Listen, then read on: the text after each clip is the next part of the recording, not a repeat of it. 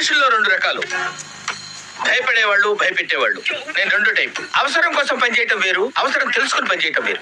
నేను రెండో టైప్. మనుషులు రెండు రకాలు, ఆడ మగ. ఇది మూడో టైపా? ఎక్స్క్యూజ్ మీ, వాట్ ఈస్ చెప్పింది విని అర్థం చేసుకోండి. వర్క్ దానంతరం అదే వస్తుంది. ఇంతకుముందు నేను పనిచేసిన ఛానల్ ఎక్కడో ఉండేది, చాలా లోతులు ఉంది సార్.